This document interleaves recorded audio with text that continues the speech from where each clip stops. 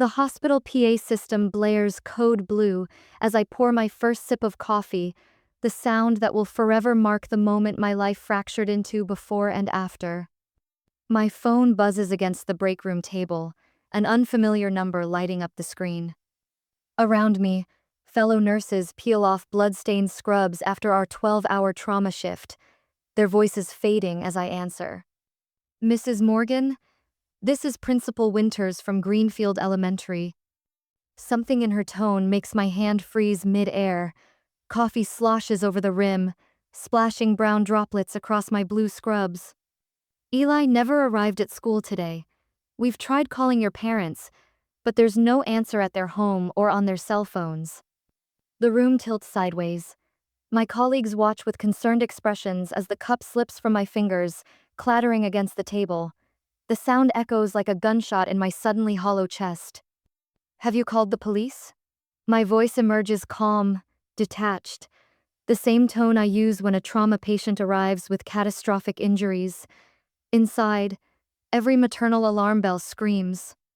We wanted to check with you first. His grandfather dropped him off yesterday, said you were working a double shift. My hands tremble as I grab my keys, hospital ID badge still swinging from my neck. I'm coming right now. The 20-minute drive to my parents' house stretches into eternity. My mind catalogs every possibility, each one worse than the last. Eli's asthma can flare without warning. The new medication makes him drowsy sometimes. My father forgets things lately. Their driveway sits empty when I arrive, no sign of my father's silver sedan or my mother's gardening equipment. No sound of Eli's laughter or his video games. The spare key trembles in my grip as I let myself in. Mom? Dad? Eli? My voice echoes through the pristine living room, bouncing off my mother's collection of porcelain birds. Nothing appears disturbed, no signs of struggle or emergency. Eli, honey, are you here? The silence swallows my words whole. In the kitchen, a single sheet of paper sits centered on the granite counter, my mother's flowing script unmistakable. Sorry, Rach. It was just too much. We had to do what we had to do. My knees buckle. I grip the counter, scanning the house. Eli's medication bag, the one I'd packed with precise instructions, labeled bottles, and emergency contacts, is gone from the refrigerator door. His comfort blanket, the worn blue one he can't sleep without, vanished from the guest room. My meticulous preparations, designed to keep my medically vulnerable son safe during my hospital rotation, have disappeared along with him. The doorbell rings, jolting me from my stupor. Detective Moore stands on the porch, notebook already in hand, her face a careful mask of professional concern. Mrs. Morgan? I'm Detective Alicia Moore. The school called us. I lead her through the house, my nurse's training kicking in as I methodically search for clues. In the guest bathroom, Eli's toothbrush remains. In the bedroom, his favorite book lies open on the nightstand, but his medication, his school backpack, his jacket, all gone. His inhaler? Detective Moore asks, watching me rifle through drawers. I packed two, one for daily use, one emergency backup. My voice cracks for the first time. He can't be without them. He had an attack last month that put him in the hospital for 3 days. Detective Moore steps closer. Mrs. Morgan, I can see you're in shock, but I need you to focus. When did you last speak with your parents? Yesterday morning. I dropped Eli off before my shift. He was supposed to stay overnight while I worked, then my father would take him to school this morning. The timeline forms in my head, clinical and precise. My shift ended at 7. I was getting coffee when the school called.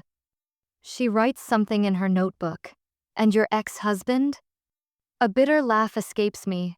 Derek is 4 months behind on child support. He moved to Boston with his girlfriend last year. Calls Eli maybe once a month. What about your sister? Other family members? Stephanie lives across town with her husband and their kids, Mason and Chloe. Their names taste sour on my tongue.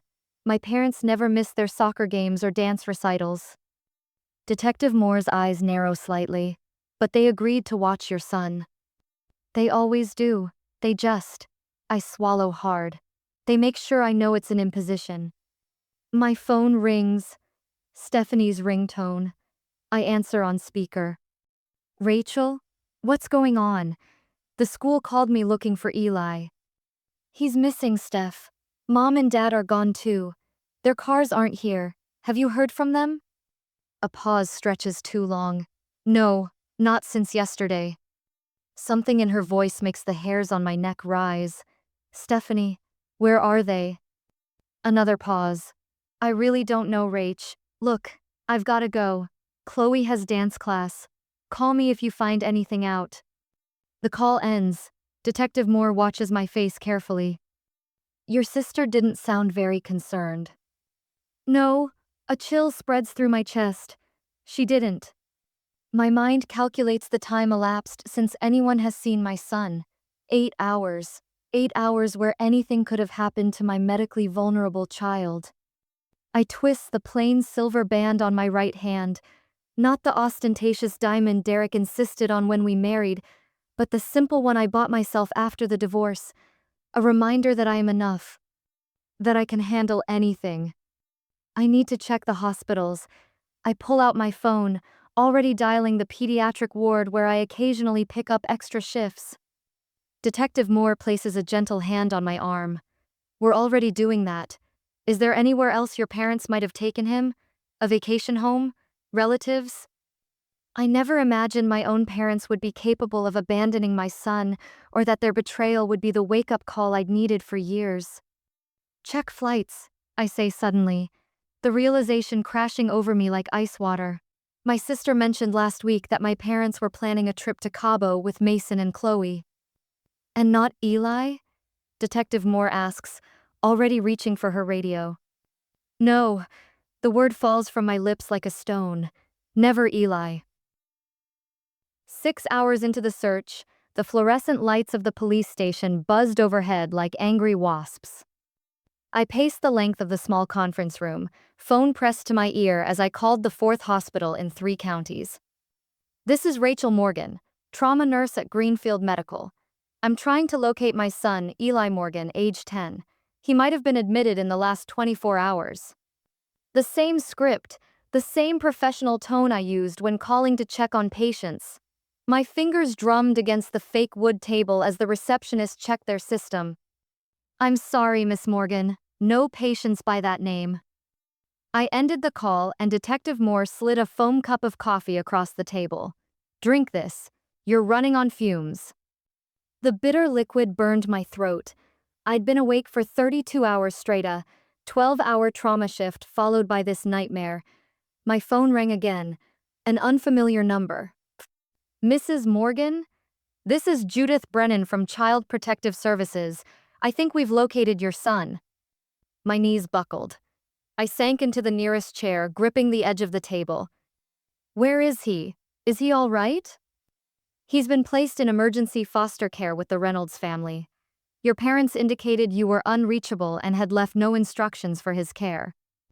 The room tilted sideways again, but this time with white-hot rage instead of fear. My parents abandoned him with CPS?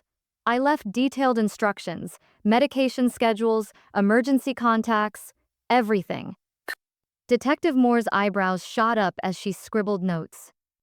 According to our intake forms, your parents stated you were working back-to-back shifts and couldn't be reached.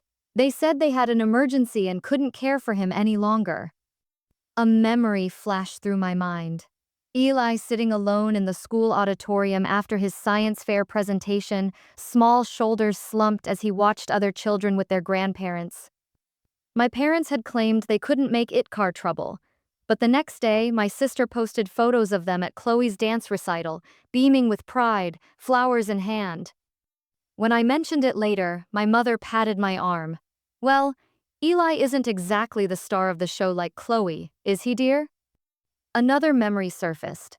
Missing Stephanie's baby shower after a 16-hour trauma shift following a highway pileup, 10 fatalities including a pregnant woman. I'd performed CPR until my arms ached, then collapsed into bed still wearing my scrubs. My father's voicemail the next morning. Your sister is devastated. She'll never get another first baby shower. The hospital could have found someone else. 10 years of working holidays so Stephanie could have family time. Sending my parents to Europe for their 40th anniversary despite my own mounting bills. Using my nursing credentials to get them priority medical appointments when dad's blood pressure spiked or mom's knee acted up. Always being told, you're the strong one. Stephanie needs more support. I locked myself in the station bathroom and stared at my reflection, purple shadows beneath bloodshot eyes, hair escaping from a messy ponytail, the stark white ceiling light casting harsh shadows on my face. Is this really where 15 years of nursing had led? A woman who saved strangers every day but couldn't protect her own son? My phone vibrated. Detective Moore, calling from just outside the door. Rachel, we've got something. Can you come back? I splashed cold water on my face and returned to the conference room. Moore stood by a television mounted on the wall, remote in hand. We've confirmed your parents boarded a flight to Cabo with your sister's family yesterday morning. Airport security sent over this footage. She pressed play. The grainy video showed my parents checking in at the American Airlines counter. My father handed over their passports while my mother straightened Mason's collar. Stephanie held Chloe's hand, all of them laughing about something. They'd planned this. While I was saving lives in the trauma bay, they were abandoning my son and flying to Cabo with my sister's children. You're not surprised, Detective Moore said, studying my face. They've always treated her children differently, I said, my voice steadier than I expected. I just never thought they'd go this far. 16 hours until I could legally reclaim Eli. 16 hours to decide whether to press charges against my own parents. I pulled out my phone and opened a new document. With clinical precision, I began listing everything I would need: custody papers, text messages showing I'd left clear instructions, CPS reports. What are you doing? Detective Moore asked. Building a case. I stepped into the hallway and called my supervisor. The hospital's night shift coordinator answered on the first ring. Marion, I need emergency family leave. Rachel, what's happening? I explained the situation in the same tone I'd use for a trauma report, facts without emotion. I'll be there in 30 minutes with the paperwork, Marion said. And I'm bringing you a change of clothes. You'll need something professional for the hearing. Hearing? For the emergency custody order. My sister-in-law is a family court judge. We protect our own, Rachel. By sunrise, I wasn't just a mother fighting for her son. I was a woman finally seeing the family dynamic for what it truly was: toxic, manipulative, and dangerous. As I organized the evidence into neat stacks, I wondered how many other people had experienced that moment of terrible clarity when someone's betrayal was so complete that it finally gave you permission to cut ties. The bright morning sun slanted through the station windows as I signed the last form. Detective Moore placed a fresh cup of coffee beside me. You're really doing this? Pressing charges against your own parents? I looked up at her, the decision crystallizing in my mind with absolute certainty. My son nearly died because of them. What would you do? The next day, the sound of wind chimes floated across the Reynolds front porch, gentle, welcoming tones so different from my parents' silent, immaculate home. 24 hours after that first call from Eli's school, I stand beside Miss Winters from Child Protective Services, my hospital badge still hanging around my neck like a talisman. Mrs. Reynolds has been wonderful with him, Miss Winters whispers, her clipboard clutched against her chest. She's a retired nurse, recognized his asthma symptoms immediately. The front door opens before we knock. A woman with salt and pepper hair and kind eyes appears, relief washing over her face. He's been so worried about you, she says, stepping aside to reveal Eli standing in the hallway, his Spider-Man t-shirt wrinkled from sleep. Mom? His voice cracks, small and uncertain. I drop to my knees as he barrels into my arms. his thin body shaking with sobs. Grandma said sometimes moms disappear. He whispers against my neck. My arms tighten around him, rage and heartbreak warring in my chest. Not this mom, I manage, breathing in the scent of his hair. Never this mom. Mrs. Reynolds discreetly hands me a tissue. He had a rough night. Kept asking when you were coming. Over Eli's shoulder, I mouth, "Thank you." The words inadequate for what this stranger has done for my son. Our kitchen feels too quiet that evening. Eli sits at the table, pushing macaroni around his plate while I check my bank account on my phone. Emergency funds, $4,230 remaining. 3 unpaid days off work already, with no clear end in sight. A text message appears from Derek. Sorry about what happened. Still can't send support check this month. New job starting soon. I delete it without responding. Can I sleep in your room tonight? Eli asks, his fork scraping against the plate. Of course, buddy. I reach across to smooth his hair.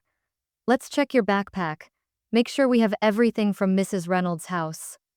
The backpack yields one change of clothes, his science homework folder, and a drawing of what appears to be Mrs. Reynolds' cat.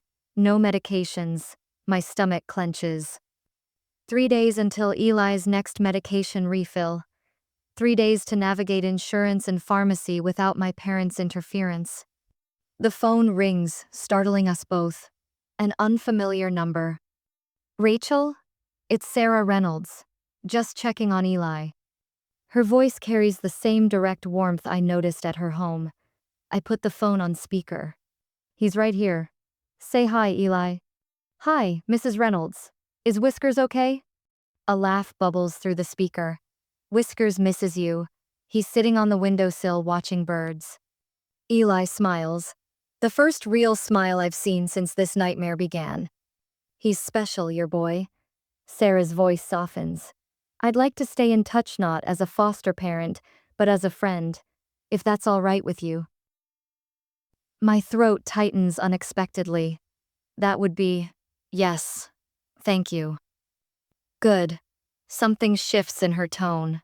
Listen, what they did wasn't just hurtful, it was custodial interference. That's a crime in this state. I glance at Eli, who has wandered to the living room with his drawing. I know, I whisper. The police explained. My brother James is a family law attorney. He owes me a favor. Let me make a call. The offer of help, practical, specific, help leaves me momentarily speechless. Why would you do that for us? I finally ask. 20 years as a family court advocate before I retired. I've seen too many families torn apart by the people who should protect them. She pauses. Also, my brother needs to get off his golf course and do something useful. A surprised laugh escapes me. I should find Eli's medical alert bracelet. It wasn't in his backpack. Oh, Sarah sounds startled. Hold on. I hear shuffling papers. He was hiding this under his pillow. Said his grandma told him he didn't need to wear it on vacation. My fingers curl into a fist. I'll swing by tomorrow to get it. Between the two of us, we've got enough medical knowledge to staff a small clinic. Sarah jokes, and I hear the metallic jingle of what must be her own medical jewelry. Diabetic for 30 years, she explains. After we hang up, I find Eli arranging his colored pencils in perfect Rouse nervous habit when his world feels unstable. Mrs. Reynolds has your bracelet, I tell him, sitting beside him on the carpet. We'll get it tomorrow. His small fingers continue organizing. Red, orange, yellow, green. Grandma said I didn't have to wear it anymore, that it made me look sick. The casual cruelty steals my breath. I take his hands in mine, stilling their movement. Some things aren't negotiable, buddy. This keeps you safe. I press my forehead against his, and you're perfect exactly as you are. He leans against me, vulnerable and trusting despite everything. In the quiet of our living room, I calculate what lies ahead. Legal battles, financial strain, explaining to a 10-year-old why his grandparents abandoned him. But tonight, I simply hold my son, watching as he falls asleep against my shoulder, his breathing steady and unlabored for now. Tomorrow will come soon enough. 1 week after my parents abandoned Eli to strangers, I stared at my bank account balance on the laptop screen. The numbers glowed harsh and unforgiving in my darkened kitchen. $4,237.82. Each passing day without work chipped away at our safety net like water dripping on stone. The hospital had approved only 7 days of emergency leave. The clock ticked. "Mom?" Eli's voice drifted from his bedroom doorway. His small figure stood silhouetted against the hallway nightlight, clutching blue birth stuffed animal no 10-year-old would admit needing during daylight hours. "Another bad dream, buddy?" I closed the laptop, shutting away the financial worries. He nodded, shuffling toward me in mismatched pajamas, the one where nobody comes to get me. My heart splintered. I opened my arms and he crawled into my lap, something he hadn't done in months. His body felt impossibly small against mine, bones and angles where baby softness had once been. "I'm right here," I whispered into his hair, which still smelled faintly of the Reynolds apple-scented shampoo. "I will always come for you." "But Grandma said..." Grandma was wrong. My voice came out sharper than intended. I took a breath, steadying myself.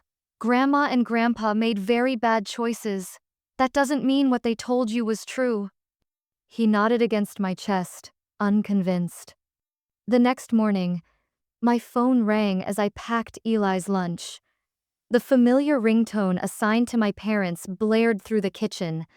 My stomach dropped, just as it had for the previous 11 calls. "Aren't you going to answer it?" Eli asked, spooning cereal into his mouth. I shook my head, silencing the ringer. "Not right now." The voicemail notification appeared seconds later. I'd already collected 7 variations of "you're overreacting" and "we just needed a break" from my mother and father. My finger hovered over the delete button, then retreated. Evidence. Every message was evidence. "Finish your breakfast," I said, placing 2 pills beside his juice glass. "Don't forget your..." "Inhaler, I know." Eli patted his pocket with the weary experience of a child who'd lived through one too many breathing emergencies. 20 minutes later, the elementary school parking lot loomed like a battlefield when we arrived.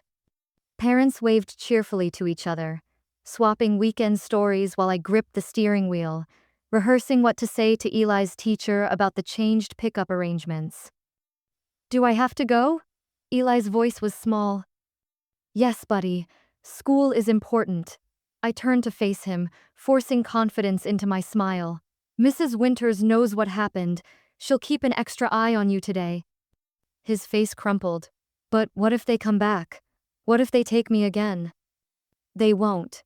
I reached for his hand, our fingers interlocking.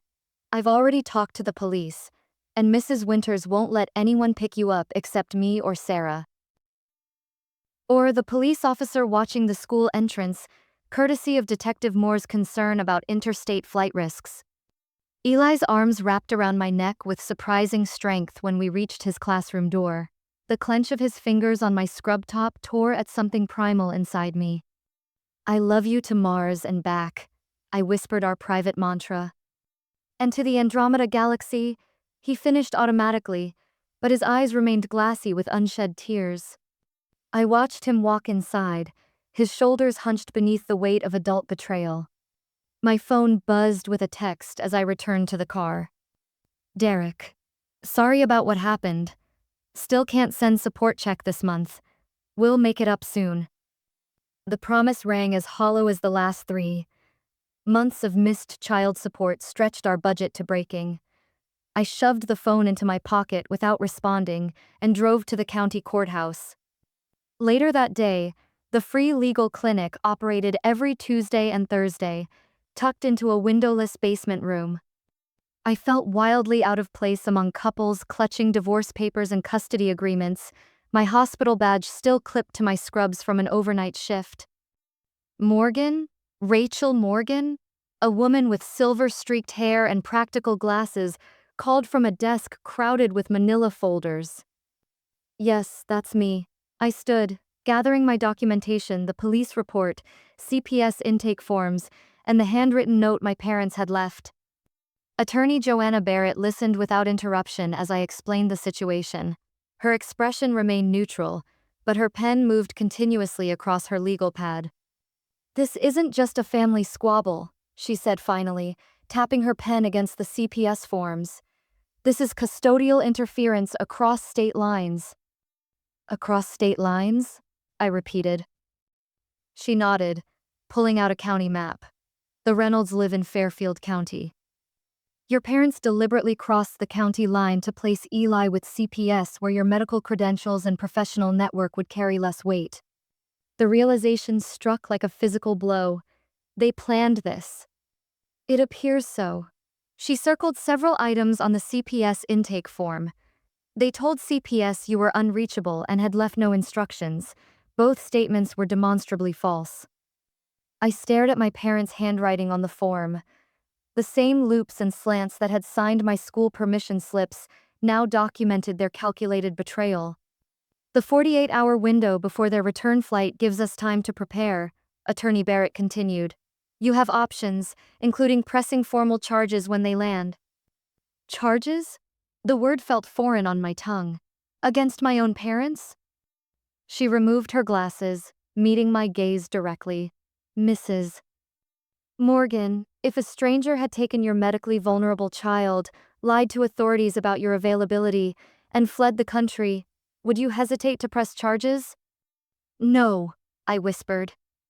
Family relationships often cloud our judgment about behaviors we wouldn't tolerate from others. She slid a folder toward me. "These are your options. Review them tonight." At home, I spread the papers across the kitchen table after Eli went to bed. His medical alert bracelet sat on top of the police report, forms the one my mother had told him he didn't need to wear on vacation. I picked it up, running my thumb over the engraved medical information. The weight of it felt heavier than its metal components warranted. They knew about his condition. They knew what could happen without his medication. The thoughts circled like a predator in my mind. My fingers trembled as I placed the bracelet beside the folder marked Interstate Custodial Interference, Criminal Complaint. Some betrayals can't be forgiven because they reveal character, not mistakes. 48 hours until my parents' return flight. 48 hours to decide whether to meet them at the airport with police. I reached for my phone, dialing Sarah Reynolds' number. When she answered, I didn't waste time with pleasantries. "I need your brother's number," I said. "The attorney you mentioned. I'm pressing charges." The next day, the ticking of Dr. Walker's office clock measured healing rather than anxiety. 2 weeks after my parents abandoned my son to strangers, I sat across from the child psychologist, watching her silver pen tap against her notepad. "Your parents' actions endangered Eli, doctor," Walker said, her voice steady and clear. "Why do you think you're still hesitating to protect your family from your parents? I mean, you already did it."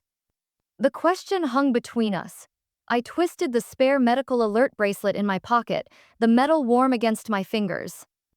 "They're my parents," I finally answered, the words sounding hollow even to my ears. Dr. Walker leaned forward. "Tell me about growing up with Charles and Lorraine." My laugh came out sharp. I was the responsible one, always. I remembered the night of my senior prom. Mom had promised to take my dress for alterations. When I came home from my hospital volunteer shift, the dress still hung in my closet, untouched. "I'm so sorry, Rachel," Mom had said, not looking up from addressing Stephanie's birthday party invitations. "I got busy with these. You can still make it work, right? You're so good at figuring things out." "Rachel?" Dr. Walker's voice pulled me back. "They trained me to be the family fixer. 10 years of working holidays so Stephanie could have family time, sending them to Europe for their 40th anniversary despite my own mountain of bills." using my nursing credentials to get them priority medical appointments. I ticked each item off like vital signs in a patient chart, always being told, "You're the strong one. Stephanie needs more support." Dr. Walker nodded. And now? Now I wonder if this is where 15 years of nursing has led. A woman who saves strangers every day but couldn't protect her own son. My phone buzzed with a text from Sarah Reynolds. She'd offered to take Eli for ice cream after his therapy session, giving me this hour with Dr. Walker. The message showed a photo of Eli, chocolate smeared across his grin, Sarah's grandchildren flanking him. "He's doing great. Take your time." I showed Dr. Walker the screen. This woman knew my son for 24 hours and protected him better than my parents ever have. "You're building new support systems. That's significant progress." 24 hours, I said, my voice tightening. 24 hours until my parents and sister return. I need to strengthen my resolve. Dr. Walker watched my fingers return to my pocket, touching the spare medical alert bracelet I carried everywhere now. "That bracelet, you keep it with you when he's not." I pulled it out, the stainless steel catching the light. "This bracelet means Eli stays alive if he has an asthma attack." My parents told him he didn't need to wear it on vacation. The memory sparked fresh anger in my chest. They were taking my sister's kids to Cabo, Mason and Chloe. The grandchildren they actually enjoy. "Keep that close, doctor," Walker said, nodding at the bracelet. "It's not just about his medical needs, it's about your boundaries being respected. You'll need that reminder when they try to minimize what happened." My phone rang. Stephanie's name flashed on the screen. "Do you want to take that?" Dr. Walker asked. I hesitated, then answered on speaker. "Hello, Stephanie." "Rachel, you're blowing this completely out of proportion." Her voice filled the quiet office. "Mom and Dad were just trying to help." By abandoning my son with strangers? By telling CPS I was unreachable when they had 3 different ways to contact me? They needed a break. You know how demanding Eli's care can be. The bracelet bit into my palm as my fingers closed around it. "I've filed charges for custodial interference. The police will be meeting your flight." Silence stretched between us. Then, "You can't be serious." "Deadly serious." "Mom's been crying for days. Dad says his blood pressure is through the roof. Is that what you want?" I caught Dr. Walker's encouraging nod. "What I want is for my son to never again be abandoned with strangers because his grandparents preferred taking your kids to Cabo. You're destroying this family." "No, Stephanie. They did that when they left my medically vulnerable child with strangers and flew to another country." I ended the call, my hands trembling. "Well done," Dr. Walker said quietly. That evening, Sarah introduced me to her brother James, a family law attorney with salt and pepper hair and tired eyes that had seen too many family battles. We sat at his kitchen table, case files spread between us. "The interstate element makes this serious," James explained, pointing to a jurisdiction map. "They took him across county lines to place him with CPS, then left the country." "Almost like they planned it," Sarah added, pouring more coffee into my mug. James nodded. "They clearly did. The foster placement was in another county where your medical credentials wouldn't be recognized." "You two could be sisters," James remarked, glancing between Sarah and me. The unexpected observation broke our tension. Sarah snorted, and I found myself laughing for what felt like the first time in weeks. "Just what I need, another sister," I said, surprising myself with the bitterness in my voice. James became serious again.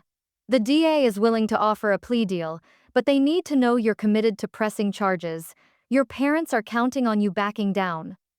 "They always have," I admitted. "I'm the reasonable one, the one who makes allowances, the one who forgives." "And this time?" Sarah asked gently. I thought of Eli, his small face pinched with fear when we reunited. They told him sometimes moms disappear. My voice hardened. "I'm not dropping the charges. Eli deserves better and I deserve better." Sarah reached across the table, her warm hand covering mine. Yes, you do. Later that night, I stood in Eli's doorway, watching him sleep.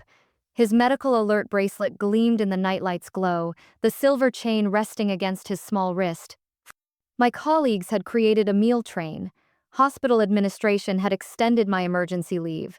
Sarah called daily to check on us. Dr. Walker had opened her schedule for additional sessions.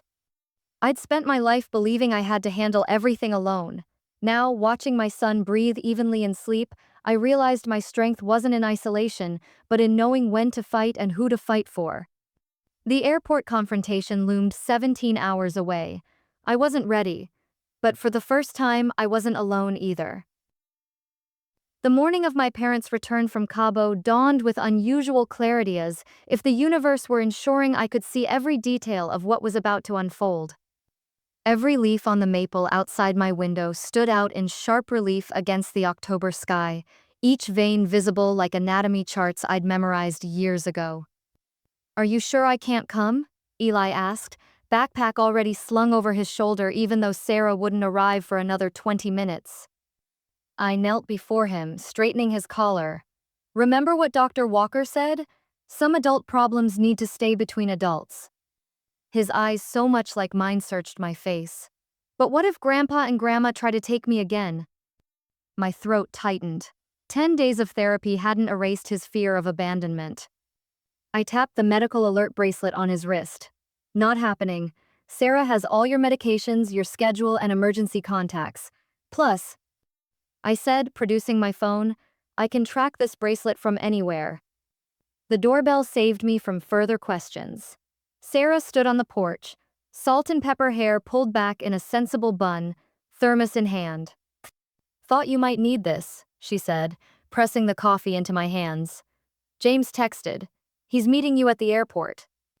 While Eli gathered his things, Sarah gripped my elbow. "Remember what we practiced. Don't let them pull you into their reality." I nodded, unable to speak past the knot in my throat. 40 minutes later, I stood in Terminal B beside Detective Moore and Officer Collins. The distinctive announcement chimes preceded flight arrivals, each tone winding my nerves tighter. My palms sweated around Eli's spare medical alert bracelet in my pocket. "You don't have to be here for this part," Detective Moore said, her voice low. "We can handle the initial contact." I shook my head.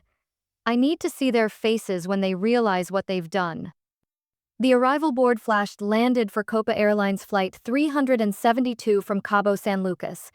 James appeared at my side, his briefcase a shield between us and what was coming. "Remember," he murmured, "nothing they say changes the facts. They abandoned a medically vulnerable child with strangers and left the country." Passengers began streaming through customs. Families reuniting, business travelers striding purposefully toward exits. My eyes caught on every silver-haired couple until finally, there they were. My father emerged first, tanned and relaxed in a Hawaiian shirt I'd never seen. He carried sleeping Chloe against his chest, her little arms wrapped around his neck. My mother followed, one hand on Mason's shoulder as he darted ahead with a colorful sombrero. Stephanie trailed behind, fumbling with their carry-ons. The exact moment they spotted me with police stretched like taffy, my mother froze mid-sentence, lipstick smile evaporating. My father's face hardened, arms tightening around Chloe as if I might snatch her away. Stephanie saw us and rushed forward, designer sunglasses pushed into her highlighted hair. "Rachel, this is ridiculous. You're embarrassing the entire family." Detective Moore stepped between us. "Miss Morgan Davis, please step aside." "Do you know what you're doing?" Stephanie hissed at me. "Mom hasn't slept in days. Dad's blood pressure." "Was fine enough for parasailing," I said, having seen the photos on Mason's public social media account. "Step back, Stephanie." Detective Moore addressed my parents. "Mr. and Mrs. Morgan, I'm Detective Alicia Moore with Greenfield Police Department. We need to speak with you regarding an incident of custodial interference involving your grandson, Eli Morgan." My father's face flushed crimson. "This is a family misunderstanding. Our daughter works impossible hours. We were helping." "By abandoning my son with strangers?" The words tore from my throat. By lying to CPS that I was unreachable? My mother pushed forward, eyes brimming with practiced tears. Sweetheart, we were just trying to help. You worked so hard we thought you needed a break. For 3 heartbeats, I was 7 years old again, desperate for my father's approval, my mother's embrace. The practice manipulation nearly worked, nearly made me question what I knew to be true. Mason tugged at my sleeve. Where's Eli? We got him a present. The innocent question shattered something inside me. I reached into my pocket, fingers closing around Eli's spare medical alert bracelet. Eli is safe, I told Mason gently, with people who wouldn't leave him behind. I stepped forward past Detective Moore, bracelet clenched in my fist. Eli could have died. His medication schedule was disrupted. He was terrified, thinking I'd abandoned him. And you were in Cabo with your phones turned off. My father blustered, shifting Chloe to my mother's arms. We left a note. We called CPS to help. I held up the bracelet, sunlight catching on the medical insignia. You told him he didn't need this. You know what this means? It means you decided his life wasn't worth protecting. Onlookers had stopped to watch the confrontation, a circle of strangers witnessing our family fracture in real time. Officer Collins moved closer, hand resting on his belt. Charles and Lorraine Morgan, Detective Moore began formally. You're being charged with custodial interference, child endangerment, and filing false reports with Child Protective Services. My father's face contorted. You ungrateful. He stepped toward me, finger jabbing the air. After everything we've done for you, taking that boy whenever you work those endless shifts. That boy has a name, I said, voice steady despite the earthquake in my chest. His name is Eli, your grandson, the one you left behind so you could take Stephanie's kids to Cabo. My mother clutched at my father's arm. Charles, please, not here. Detective Moore continued reading their rights while Officer Collins positioned himself between us. James stood at my shoulder, silent support as the legal machinery ground forward. Suddenly, my father clutched his chest, face draining of color. I can't breathe. He staggered backward, collapsing against my mother. Officer Collins immediately called for medical assistance while Detective Moore lowered my father to the floor. Passengers scattered, creating space. Does anyone know CPR? Stephanie shrieked, panic overwhelming her indignation. Without hesitation, I pushed forward, nurses' training overriding everything else. Kneeling beside my father, I loosened his collar, checked his pulse, and positioned his head. Get his medication from his carry-on, I instructed Stephanie. The nitroglycerin. He refilled it before your trip, didn't he? Her eyes widened in surprise. How did you? Because he never forgets his own medications, I said, starting chest compressions. Just everyone else's. As airport medical personnel rushed toward us, I caught James watching me with something like respect in his eyes. This wasn't the confrontation any of us had planned. But as I counted compressions over my father's unconscious form, I understood with perfect clarity. Some betrayals run so deep that even saving a life doesn't erase them.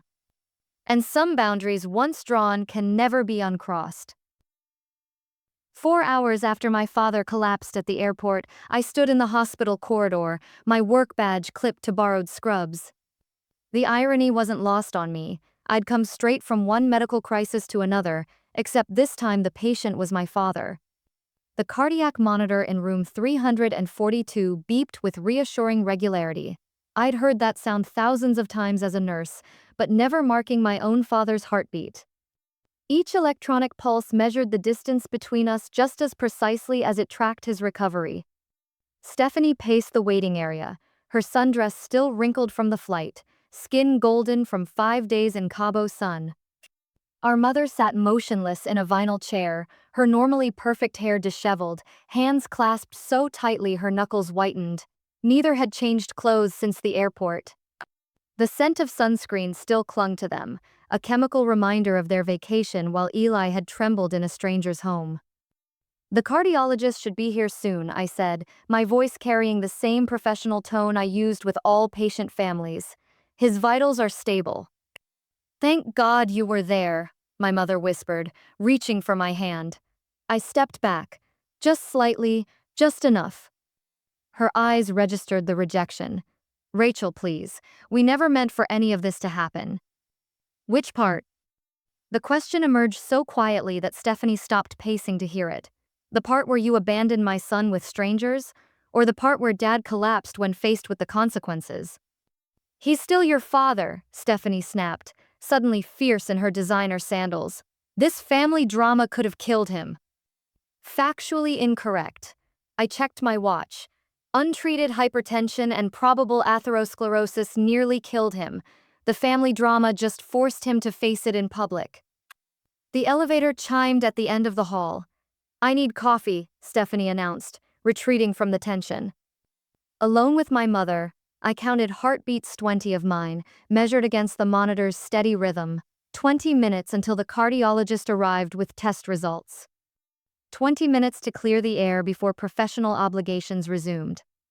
Did you even think about Eli's medication? I asked, finally looking directly into my mother's face. Did you consider what might happen if he had an attack? She fussed with her wedding ring, twisting it the way she always did when uncomfortable. We called that nice CPS lady. She said she'd handle everything. From my tote bag, I pulled the manila folder I'd been carrying since meeting with the attorney. The CPS intake forms were photocopied, highlighted, each lie documented in nauseating bureaucratic precision. You told them I was unreachable, I said, placing the forms on her lap. You told them I left no instructions. Both were lies. Her fingers trembled as she touched the papers. We thought you'd check your messages. My messages saying what? Sorry we dumped your medically vulnerable child with strangers so we could take your sister's kids to Cabo? What exactly was I supposed to do from a trauma shift when my son was already in the system? The cardiac monitor beeped faster. I forced myself to lower my voice, years of hospital training kicking in automatically. Never escalate near a patient room. I checked Dad's chart while the ER was stabilizing him. I said, the words precise as scalpels. He refilled his heart medication before leaving for Cabo. Made sure he had enough for the trip. Of course he did. Charles is careful about his health. But not about his grandsons. The truth burned in my throat. You remembered your own medications but abandoned my son without his. The elevator doors opened again. My mother straightened, composing her face into polite concern as a resident approached with charts. I recognized the defensive posture, the quick calculation of appearances. How many times had I watched her perform this exact transformation at school events, church functions, family gatherings, the seamless shift from private truth to public fiction? Mrs. Morgan? The resident nodded to my mother. Your husband is asking for you. She stood, smoothing her rumpled blouse. We didn't call CPS to hurt anyone, Rachel. We called to free ourselves for a few days. Is that so terrible after everything we've done for you and Eli? The words hung between us as she walked away, the final confirmation I'd been waiting for. James arrived with Detective Moore just as the cardiologist finished reviewing Dad's test results. They requested a conference room, where we gathered around a sterile table. Me parents, Stephanie, the attorneys, the police. My father looked smaller in the hospital gown, the papery blue fabric draining what color remained in his face. Still, his jaw clenched with familiar stubbornness as James outlined the legal situation. Custodial interference across state lines carries significant penalties. James explained, his tone matter of fact. The evidence is substantial, including written communications confirming premeditation. Premeditation? My mother's voice rose. We're not criminals. You plan to leave Eli with CPS while taking Mason and Chloe to Cabo, Detective Moore stated, flipping through her notebook. You selected a county where Miss Morgan's medical credentials wouldn't be automatically recognized. You deliberately provided false information to social services. These actions demonstrate planning. Dad's hospital bracelet scraped against the table as he leaned forward. This is ridiculous. We're his grandparents. Which made your actions a betrayal of trust, not a defense, I said. Stephanie glared at me across the table. Dad just had a cardiac event. Can't this wait? Actually, no. James placed a document on the table. The district attorney has reviewed the case. You have options: full prosecution or a plea agreement with conditions. My father's attorney whispered something in his ear. The room fell silent except for the hum of hospital equipment and the faint beeping from the nurse's station. I'd spent thousands of hours in rooms just like this one, delivering news that changed lives forever. Now I was causing the earthquake instead of managing the aftermath. What conditions? My father finally asked. As James outlined the terms: probation, community service, mandatory counseling, supervised visitation, I watched my mother's face. Something shifted in her expression, a crack in the perfect veneer she'd maintained my entire life. We thought we deserved a vacation with the grandchildren we actually enjoy, she said suddenly. The room froze. Stephanie gasped. My father closed his eyes. Mom, Stephanie hissed. It's true, my mother continued, her voice hollow. Mason and Chloe are easier. They don't have medical issues. They don't require special attention. They're just normal. The words sliced through me, but strangely, it hurt less than I expected. After years of pretending the favoritism didn't exist, her admission was almost a relief. Thank you for finally telling the truth, I said, my voice steady. Now we can move forward honestly. My father's health crisis wasn't the revenge I wanted, but it forced a level of honesty we'd avoided for decades. Their betrayal of Eli revealed a pattern of favoritism that could no longer be ignored or excused. Detective Moore collected her notes. I'll need statements from everyone before we proceed. As the meeting disbanded, I stepped into the hallway, pulling out my phone to check on Eli.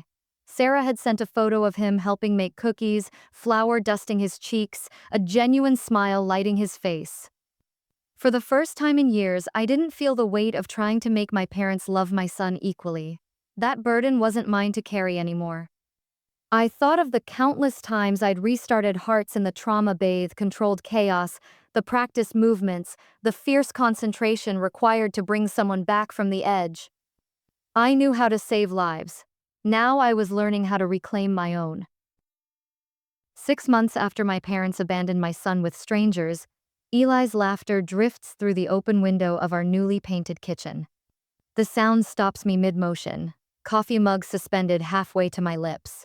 6 months ago, that carefree sound had all but vanished from our lives.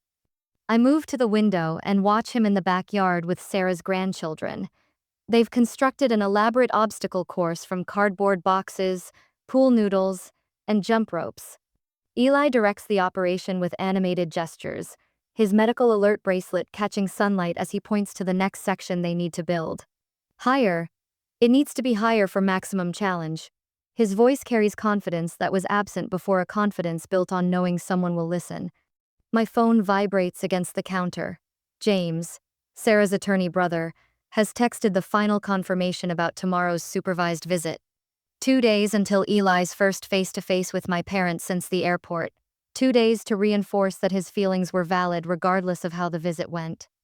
I run my finger over the screen protector, remembering how different my hands looked 6 months ago, shaking as I gripped the counter in my parents' kitchen, finding that devastating note. The same hands that had stabilized my father during his cardiac event at the airport, professional even in betrayal. The security system chimes as Sarah lets herself in through the front door, carrying a bag of fresh bagels. Thought you might need fortification, she says, setting them on the counter. Her salt and pepper hair is pulled back in a practical bun, reading glasses perched on her head. How's our boy doing with the countdown? Better than I expected. I pull plates from cabinets that once held my mother's hand, me-down dishes, replaced now with ones Eli and I picked together. He asked if he needs to hug them. I told him his body belongs to him, no obligation. Sarah nods, squeezing my arm. That's exactly right. My gaze drifts to the family photo wall we created during what Dr. Walker calls our reclamation phase. No formal portraits of extended family in matching outfits. Instead, candid moments. Eli and me at the Science Museum. Sarah and her grandchildren at our weekend cookout. My hospital colleagues surrounding us at the department picnic. The Morgan protocol goes hospital-wide next month.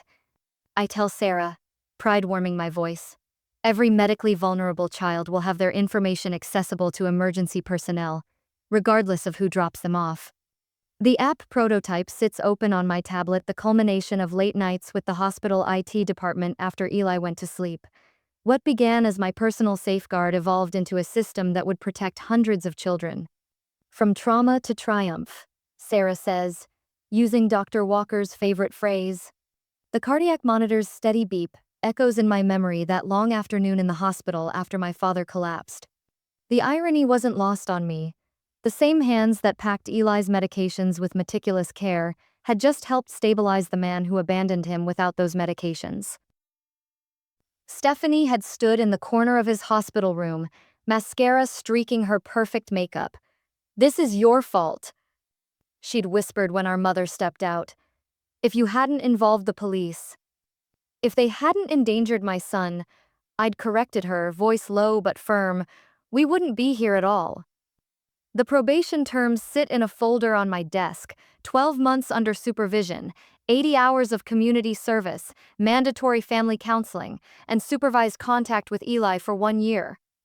Not the punishment I'd originally wanted, but something more valuable: accountability with a path toward change, if they chose to take it. I pour coffee for Sarah and myself, watching Eli demonstrate a perfect somersault for his friends. Dr. Walker says his increasing physical confidence mirrors his emotional growth. Children who feel safe in their bodies often feel safer in the world, she'd explained during our last session. "You know what Eli told me yesterday?" Sarah asks, warming her hands around the mug. "He said, 'Doctor Walker says I'm allowed to be angry and still love them sometimes.' That kind of wisdom from a 10-year-old floors me." My throat tightens. Sometimes I think he understands this better than I do. I touch the spare medical alert bracelet I still carry in my pocket, my talisman against doubt. The woman I see in the mirror now stands straighter. The constant apology in my eyes has been replaced by quiet certainty. My promotion to training coordinator came through last week: fewer night shifts, more predictable hours. The nursing director had called it well-deserved, but we both knew it was also recognition that family stability matters for healthcare workers too. "I know how to restart a flatline in the ER," I tell Sarah, voicing thoughts that have circled for months. But nothing prepared me for the pain of realizing my parents saw my son as disposable. Sarah nods, her eyes reflecting understanding without pity. The greatest irony? By breaking what I thought was family loyalty, I built something stronger: boundaries based on respect rather than obligation. My phone chimes with an unexpected text. Stephanie's name appears on the screen, the first communication not filtered through lawyers in months. "Mason's been asking about Eli. Would it be okay if he called him sometime?" I feel a slight smile form as I type my response. "Eli would like that. The boys shouldn't pay for adult mistakes." Sarah catches my expression. "Good news?" "Maybe the beginning of it." I set the phone down. In emergencies, seconds matter, but so does trust. Without trust, there can be no real family, only the appearance of one. Outside, Eli calls my name, waving me toward their obstacle course for the grand demonstration. His face shines with anticipation, secure in the knowledge I'll come when called. Sometimes the strongest families aren't the ones we're born into, but the ones we build by insisting on respect. Your worth isn't measured by those who fail to see it. It's protected by having the courage to draw lines that others aren't allowed to cross. And as I step into the sunshine toward my son, those lines have never been clearer.